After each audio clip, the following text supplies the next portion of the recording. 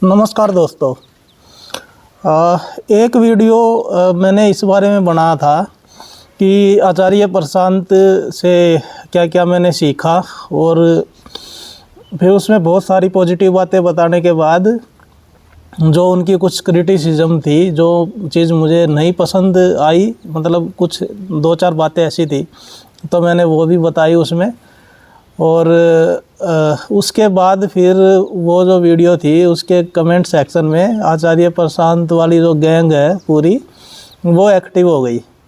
और उस वीडियो को बहुत ज़्यादा जो रैशनल लोग हैं, जो समझदार लोग हैं, वो तो समझ गए।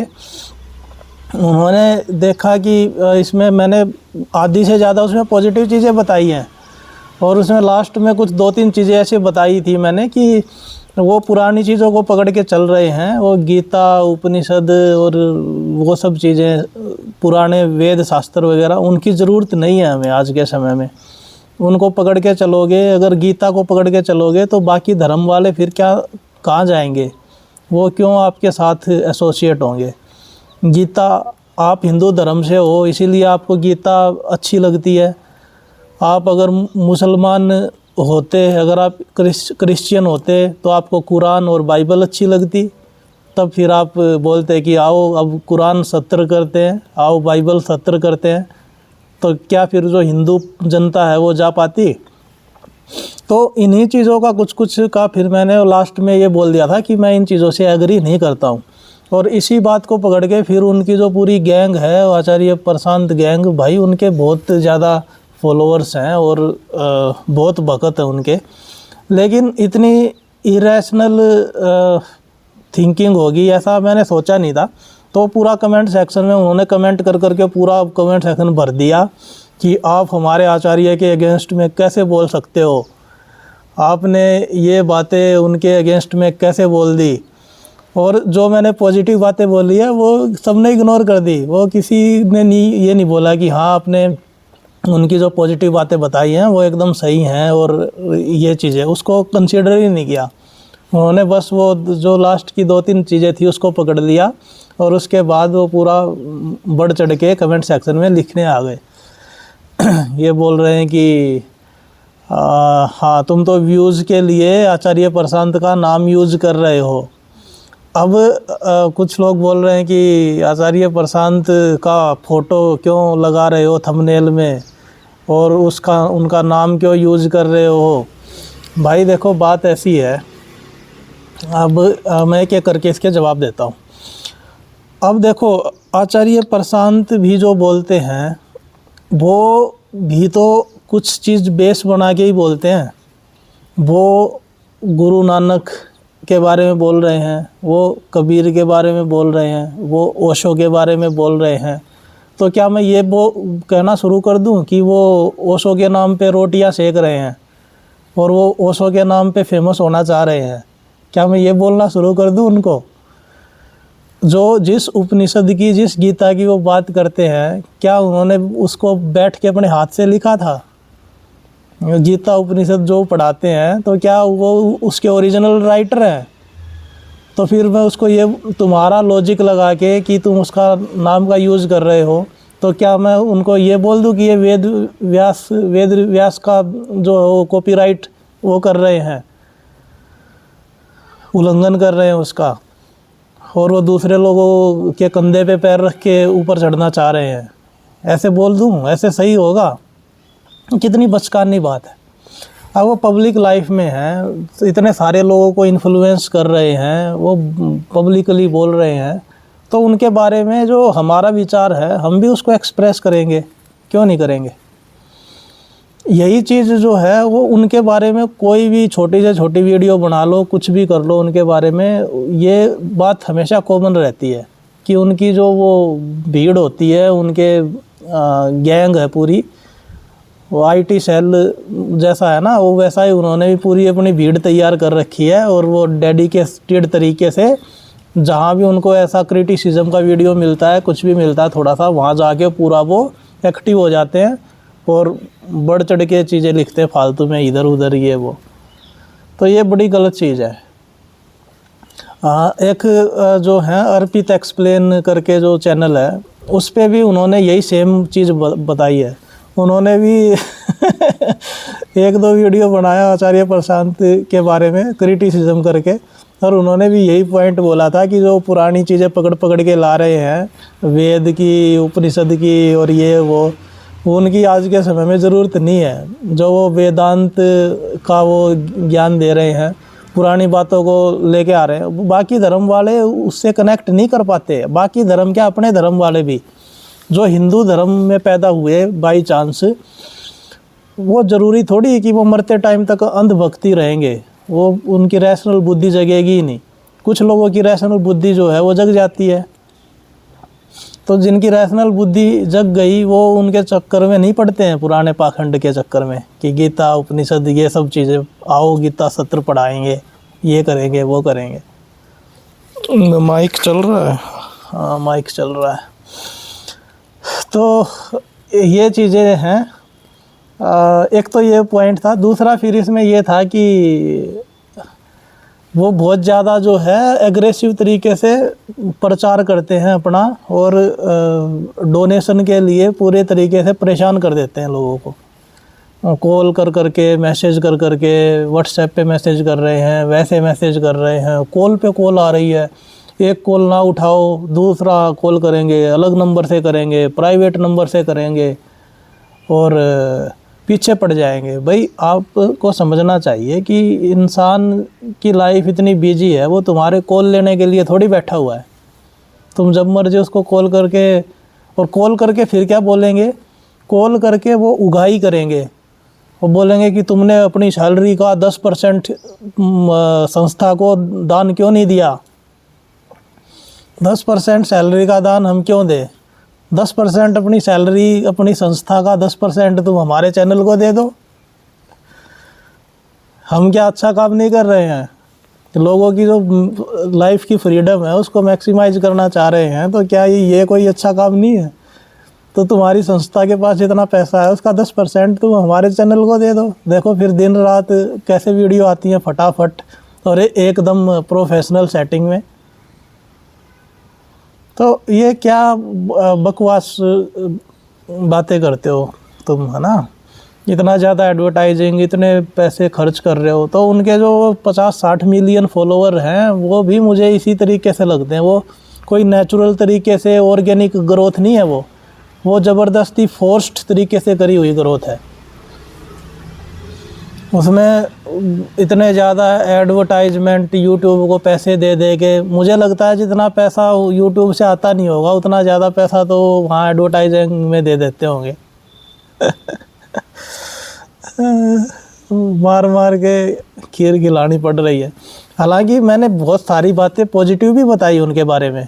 मैंने ये भी बोला कि वो यूथ को सही दिशा देने का काम कर रहे हैं, महिलाओं की जागृति, एम्पावरमेंट में योगदान दे रहे हैं, क्लाइमेट चेंज के बारे में बात कर रहे हैं, पशुओं के अधिकार के बारे में बात कर रहे हैं।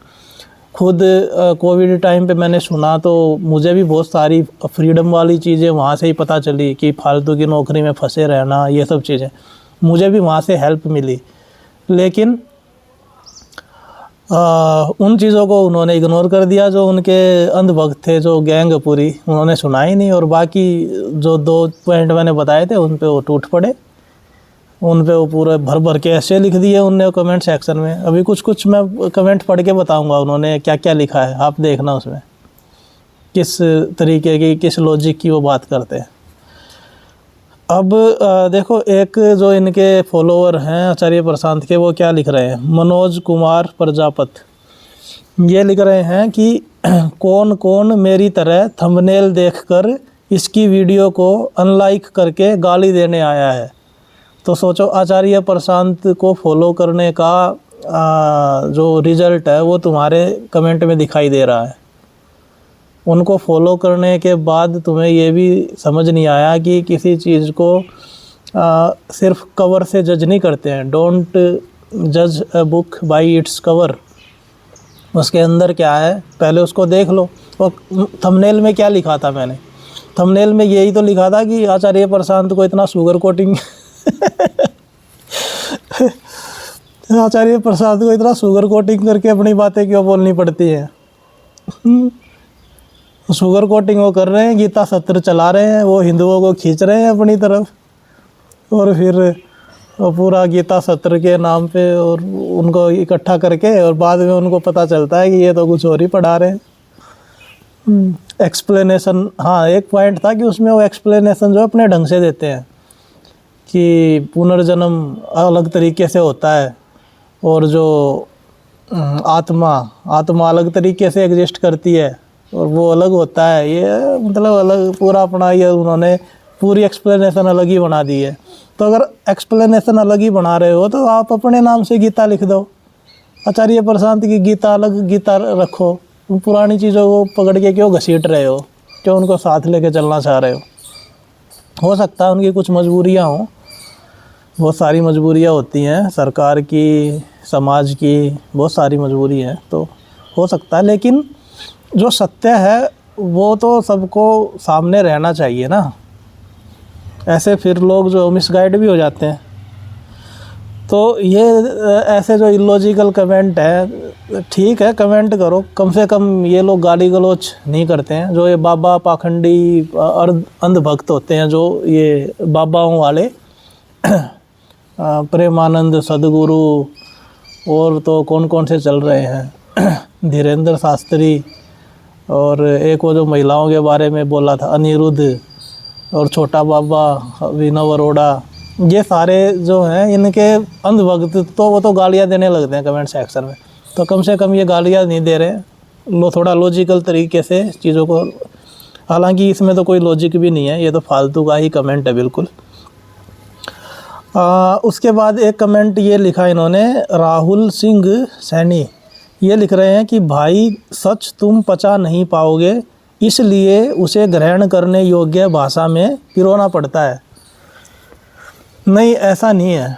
सच जो है उसको सच ही रहने देना चाहिए। अगर उसके साथ तुम छेड़छाड़ करोगे, उसको मिलाने की कोशिश करोगे, तो फिर वो मिलावटी सच हो जाएगा, और मिलावटी सच जो है वो झूठ से भी ख़तरनाक हो जाता है। तुम अगर गीता के नाम पे, उपनिषद के नाम पे उनको बहकाओगे, तो फिर बाद में आके वो तुम्हारा ही सर फोड़ेंगे। वो बोलेंगे कि तो पहले तो तुमने बोला कि गीता सही है, अब तुम बोल रहे हो कि पुनर्जन्म ऐसे नहीं होता वैसे होता है। एक तो उनके कोई कॉन्सेप्ट क्लियर नहीं है। जो चीज़ आप सिंपल भाषा में 2 लाइन में बता सकते हो, उस चीज़ को वो 2 घंटे लेके पहले इधर उधर घुमाएंगे, पूरी बात को यहाँ वहाँ पूरा घुमा फिरा के, और बाद में पता चलेगा कि इसका कोई सेंस निकला ही नहीं। इतना ज़्यादा घुमाने फिराने की, इतना ज़्यादा बकैती पे करने की क्या ज़रूरत है। सिंपल बोलो कि भाई आत्मा जो है वो बेकार कॉन्सेप्ट है, पहले के समय में दे दिया गया था जब साइंस डेवलप नहीं थी, इतना ज़्यादा हमें नई चीज़ों का पता था, तब उस कॉन्सेप्ट को बना दिया गया लोगों को समझाने के लिए। अब उसकी अगर नई ज़रूरत है तो उसको साइड करो। आज तक अगर हम नहीं प्रूव कर पाए हैं उस चीज़ को, तो तुम क्यों उसको पकड़े बैठे हो, क्यों मान के बैठे हो। फ्यूचर में अगर कभी प्रूव हो जाए कुछ चीज़ें तो बाद में मान लेना, अभी तो कम से कम लॉजिकल बने रहो, अभी तो उन चीज़ों को मत पकड़ो। फिर ये बोल रहे हैं कि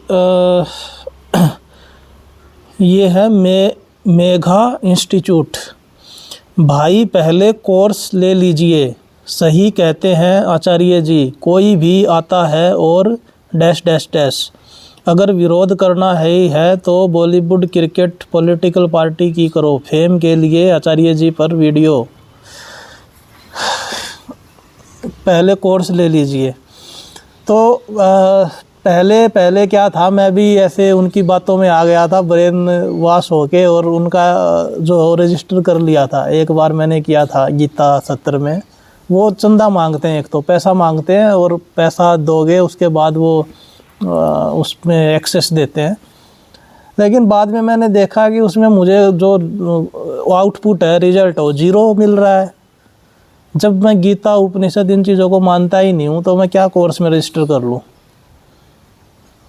मुझे वो रेलेवेंट नहीं लगती हैं आज के टाइम में ये सब चीज़ें। एक दूसरा वीडियो है हमारा कि ये जो धार्मिक लोग हैं, जो धार्मिक पुस्तकें, धार्मिक पाखंड फैलाने वाले, उनको ज़्यादा भाव क्यों नहीं देना चाहिए हमें। असली धर्मनिरपेक्षता का मीनिंग क्या होता है, वो वाली वीडियो आप देखना, उससे बहुत सारे कॉन्सेप्ट आपके क्लियर हो जाएंगे। तो मैंने एक बार करने के बाद फिर उसके बाद मैंने कभी उनके कोई किसी कोर्स में रजिस्टर नहीं किया। फिर उसके बाद उनके चेलों के लगातार कॉल आ रहे हैं, लगातार कॉल पे कॉल आते जा रहे हैं, वो पीछा ही नहीं छोड़ते, हो कॉल पे कॉल करेंगे और फिर उनसे बहसबाजी करो तो फिर वो कॉल काट के भाग जाएंगे। ये सब चीज़ें हैं। बाकी इसमें कमेंट सेक्शन में यही सब लिखा हुआ है कि प्रचार नहीं करेंगे तो अधिकतर लोगों तक कैसे पहुंचेंगे।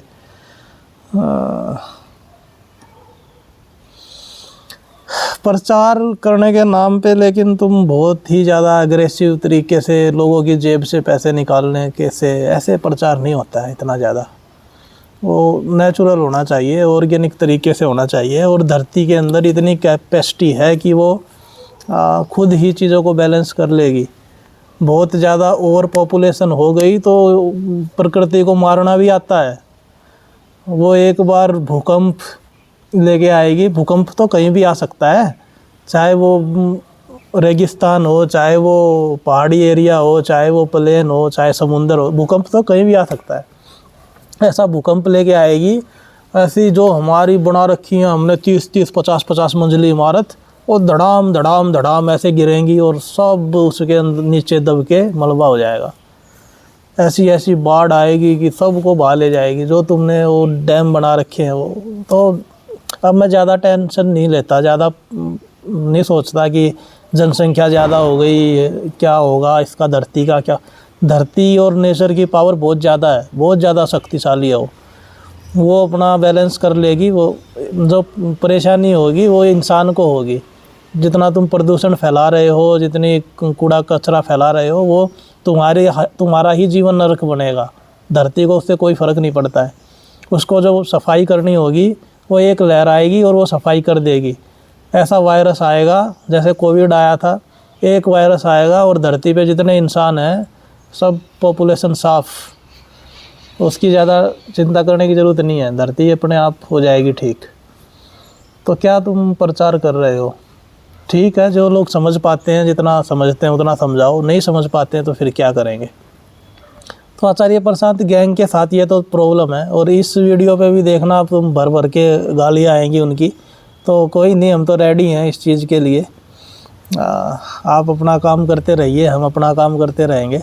बहुत सारी जो अच्छी बातें हैं, जो अच्छी चीज़ें बोल रहे हैं, उनको वो लोग सुनते ही नहीं हैं।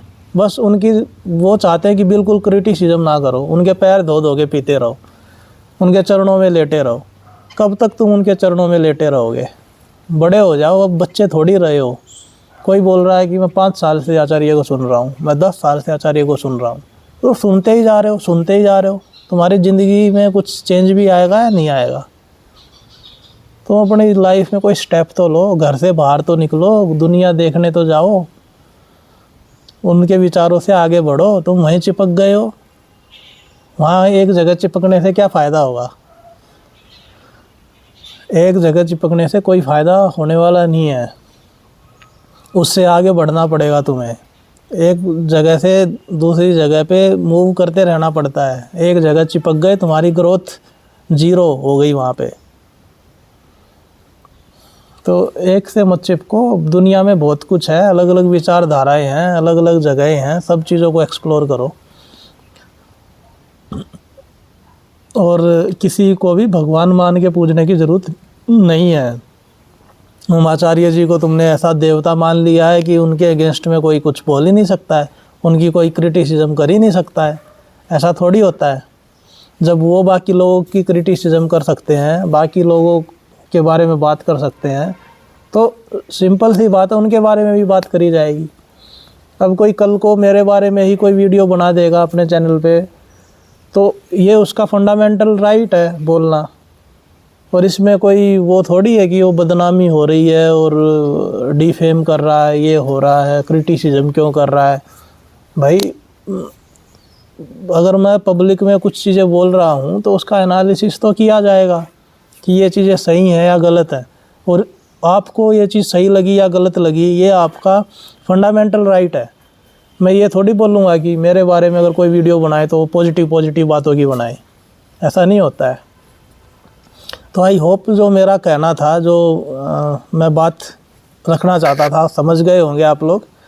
बाकी अगर नहीं समझे फिर भी आपका मन है, वो लोग तो भाग गए होंगे जिनको भागना था। अब तक लास्ट तक वीडियो देखने का उतना पेशेंस उनमें होता नहीं है। बाकी जो यहाँ तक आ गए हैं देखते देखते, आपका बहुत बहुत शुक्रिया। वीडियो को यहाँ तक देखने के लिए बहुत बहुत धन्यवाद। और अगर आप नए हैं वीडियो पे तो सब्सक्राइब कर लें। जो पहले से सब्सक्राइब कर रखा है, आपका दोबारा बहुत बहुत धन्यवाद। ऐसे ही सपोर्ट करते रहिए। और अगर कोई चाहते हैं कोई दूसरा टॉपिक पे, नए टॉपिक पे वीडियो बनाएं तो आप कमेंट सेक्शन में लिख दें। अगर आपको किसी मुद्दे पे कंसल्टेशन की ज़रूरत है, कुछ सुझाव आपको चाहिए, कोई बात आप करना चाहते हैं, कोई लाइफ में प्रॉब्लम चल रही है, तो वो अगर डिस्कस करना चाहते हैं तो आप मेरे से कांटेक्ट कर सकते हैं। इंस्टाग्राम आईडी का जो लिंक है वो इसी नाम से है, मैक्सिमाइज योर फ्रीडम। वहाँ पे आप इंस्टाग्राम पे कांटेक्ट कर लें, या फिर ईमेल आईडी भी दे रखी है चैनल के डिस्क्रिप्शन में, आप वहाँ से भी कांटेक्ट कर सकते हैं। हम लोग डिस्कस कर लेंगे, ऐसी कोई समस्या नहीं है। बाकी मिलेंगे अगली वीडियो में नए टॉपिक के साथ। तब तक के लिए लाइक शेयर सब्सक्राइब। नमस्कार।